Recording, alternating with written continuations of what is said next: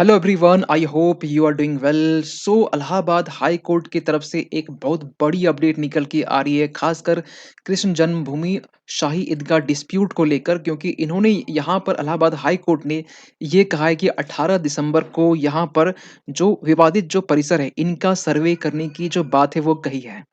18 दिसंबर यानी कि आज 15 हो गया, यानी 3 दिन के 2 दिन के बाद की बात ही क्या की जा रही है। पूरी कहानी को समझेंगे, आप समझ सकते हैं कि ये फिर से सुर्खियों में क्यों बना हुआ, क्योंकि ये ऐसा नहीं कि ये कुछ नई खबर है। ये जो डिस्प्यूट है, शाही ईदगाह डिस्प्यूट जो मस्जिद है इसका डिस्प्यूट, ये इसके पहले भी 2022 की बात करें, 2023, इवन 2023 की बात करें, और इसके पहले भी 22 में, 21 में, 2020 से ये जो मामला है ना, थोड़ा-सा इंटेंस हुआ। जब ये देखा गया कि अयोध्या जो जन्मभूमि का जो मामला है वो कहीं न कहीं सेटल हो गया, है ना? जो ज्ञानव्यापी जो मस्जिद है, उसका भी जो मामला था, इलाहाबाद हाई कोर्ट ने ये भी कहा कि इनका भी सर्वे होना चाहिए, और सर्वे हुआ भी, ठीक है? और मालूम है कि फिर आगे क्या हुआ?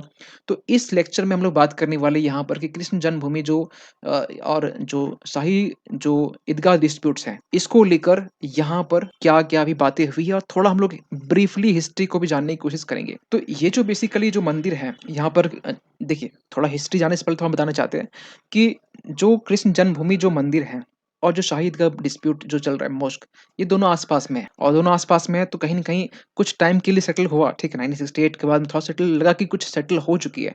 लेकिन फिर से, क्योंकि ये दोनों अगर आस-पास में है तो मुद्दा आगे चलकर कहीं न कहीं डिस्प्यूट्स का हो सकता है।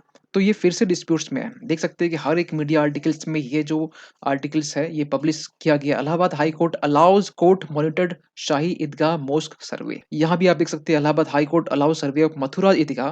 What is this plea in this Shri Krishna Janmabhoomi case. तो ये पूरी कहानी को समझने वाले आज के इस एपिसोड में। देखिए, थोड़ा पहले हम ये समझते हैं यहाँ पर कि हुआ क्या है। तो ये जानने से पहले आप ये समझिए कि जो कॉन्टेक्स्ट है, वो कॉन्टेक्स्ट क्या है। कॉन्टेक्स्ट ये है कि जो हिंदू पक्ष की तरफ से ये जब डिमांड किया गया कि जो सर्वे होना चाहिए, ये होना चाहिए एडवोकेट कमिश्नर के से होना चाहिए, और यहाँ पर इलाहाबाद हाई कोर्ट ने ये मान भी लिया, ठीक है, आपका जो डिमांड है वो पूरा कर देंगे। लेकिन अब सुनिए ध्यान से, अब यहाँ पर जो केस बेसिकली है ना, वो किस मैटर पर है, क्योंकि जो पेटिशनर है या हिंदू पक्ष है, उनका क्या कहना है। उनका कहना ये है यहाँ पर कि जो यहाँ पर हिंदू सेना चीफ जो विष्णु गुप्ता है, उनका ये कहना है कि यहाँ पर जो कृष्ण जन्म जो भूमि है, ये बेसिकली यहाँ पर 1969 में और 70 में, यहाँ पर इस टाइम में औरंगजेब ने यहाँ पर जो मंदिर था, बेसिकली जो मंदिर था, ये कटरा केशव देव टेम्पल था। ये यहाँ पर इसकी प्रेमाइस में था, और उस प्रेमाइस को यहाँ पर तोड़वा कर यहाँ पर बनाया गया है, खासकर जो ये शाहिद का मोस्क। लेकिन यहाँ पर इस बात का भी ज़िक्र किया गया कि ये जो बेसिकली जो मोस्क बनाया गया ना, ये मोस्क वहाँ बनाया गया जहाँ पर जो बाल कृष्ण, जो हम बोलते हैं कि जो कृष्ण जी जो जन्म हुए, आपको मालूम है कि जेल में जन्म हुए, ठीक है? देवकी के कोख से। तो देवकी मतलब यानी कि हम कह सकते हैं कि जो कंस के जो बहन, है ना? तो आपने कहीं न कहीं ये चीज़ें सीरियल में देखी होगी।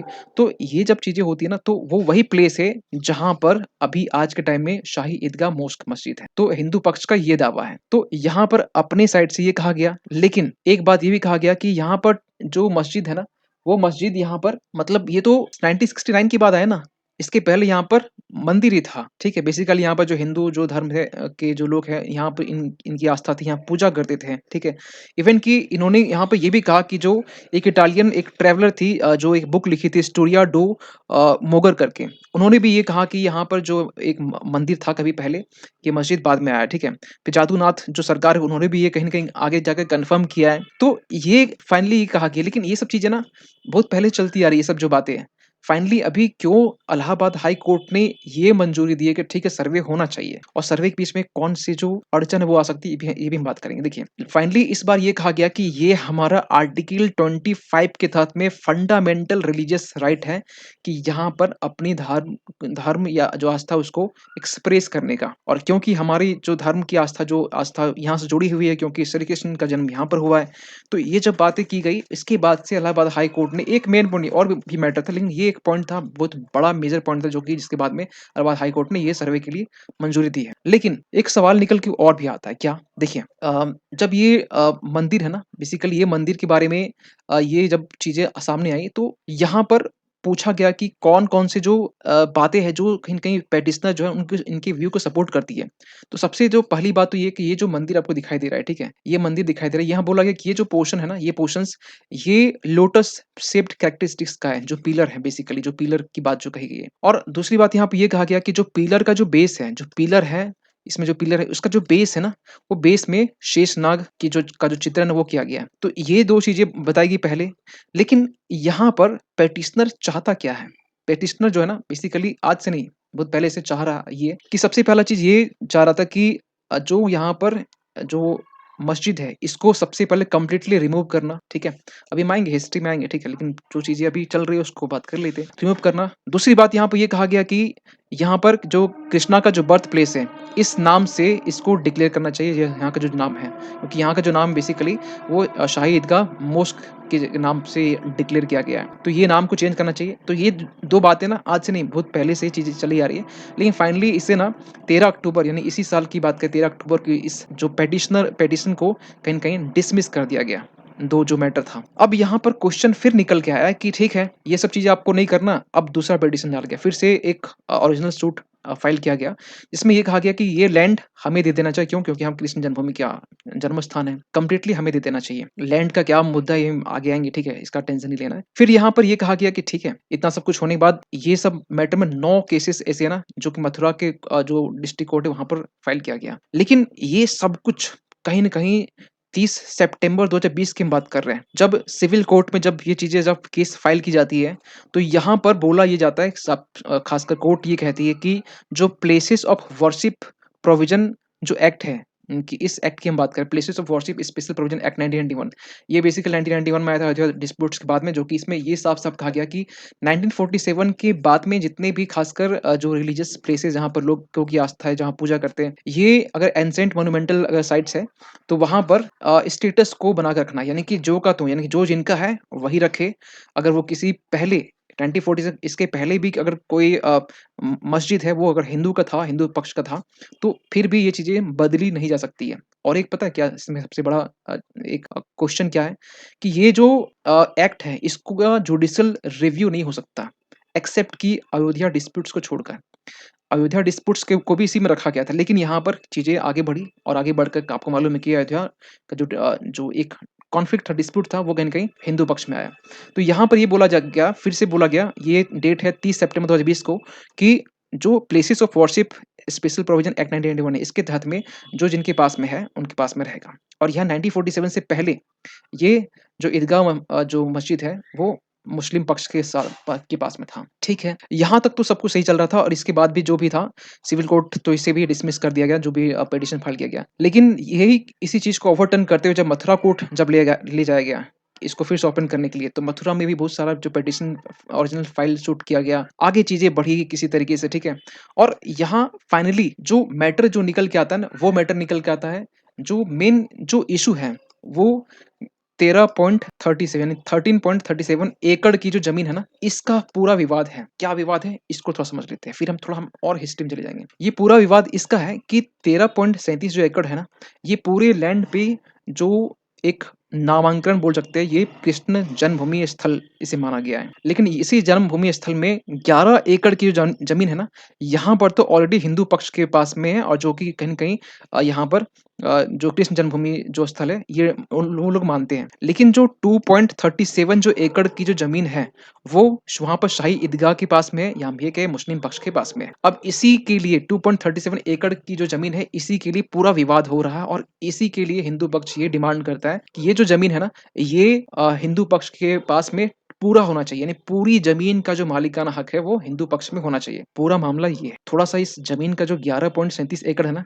इसकी हिस्ट्री में जाते हैं, ताकि आपको मालूम चल सके कि ये पूरा मामला बेसिकली कहाँ से निकल रहा है और ऐसे मामले जो है ना, यहाँ पर अभी तक लटके हुए हैं, कैसे, ठीक है? तो हम बात करेंगे सबसे पहले 1803 में, जब आपको मालूम होना चाहिए कि ये वही डेट है, जब ईस्ट इंडिया कंपनी यहाँ पर सेकंड एंग्लो वॉर लड़ती है और यहाँ पर मराठा को की हार होती है।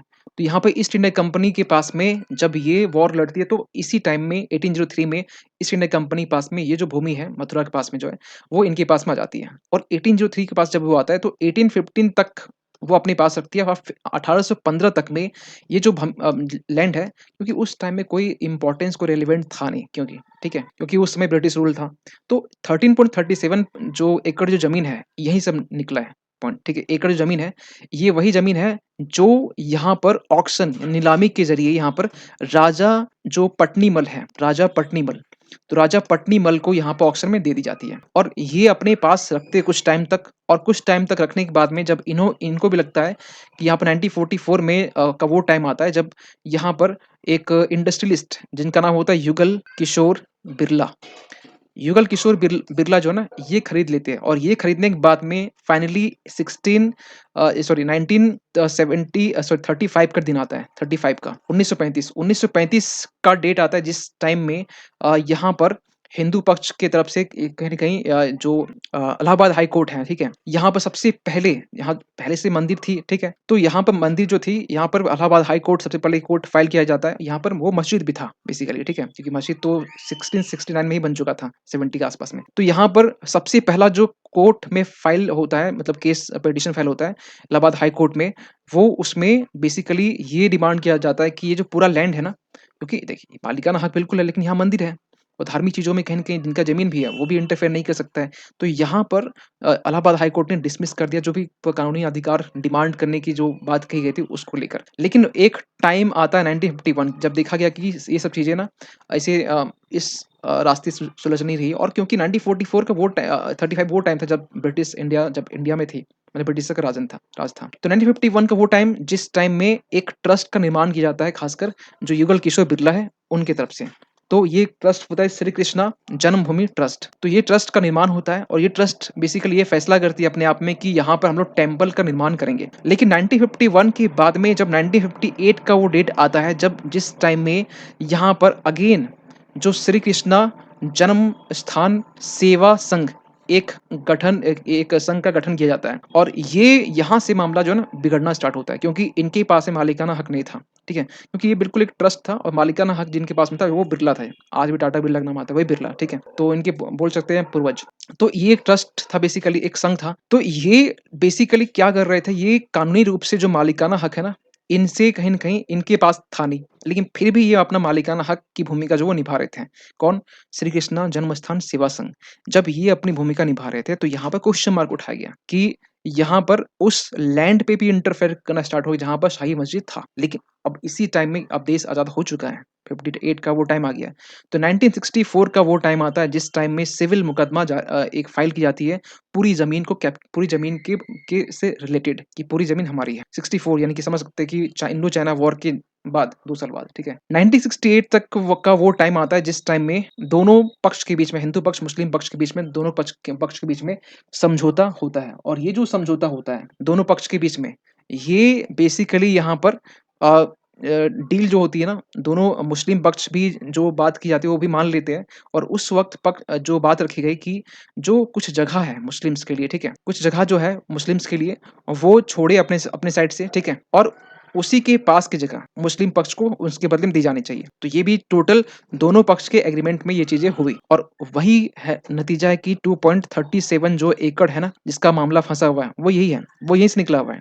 2.37 एकड़ का जो मामला है, यहीं पर मामला फँसा हुआ था। पूरी ज़मीन की बात हो रही थी लेकिन यहाँ पर ये मामला फँस गया 2.37 एकड़ में। जब यहाँ पर ये मामला पूरा फँस गया, तो उसके बाद में यहाँ पर जो बेसिकली जो ईदगाह जो मोस्क है, इसके लिए ईदगाह कमेटी बनाई गई जो मैनेज करती है और ये फिर ओवर द टाइम कहीं न कहीं बार-बार 2020 के बाद से ना ये डिमांड होने लगे कि ये पूरी ज़मीन लेनी चाहिए, पूरी ज़मीन हिंदू पक्ष में होना चाहिए। क्योंकि यहाँ पर कृष्ण जन्मभूमि का स्थान है, यहाँ पर लोगों की आस्था है, हिंदू धर्म की आस्था है। अब ये सब चीज़ें जो होने लगी ना, तो यहाँ से अब जो सूट फाइल होता है या पिटीशन जो सूट फाइल करते हैं कोर्ट में, ये चीज़ें मल्टीपल टाइम्स आप समझ सकते हैं कि सितंबर 2020 को भी हुआ, ठीक है, सिविल कोर्ट में, फिर मथुरा कोर्ट में ओवरटर्न किया गया, फिर इलाहाबाद हाई कोर्ट में भी कहीं न कहीं चीज़ें बात चली गई।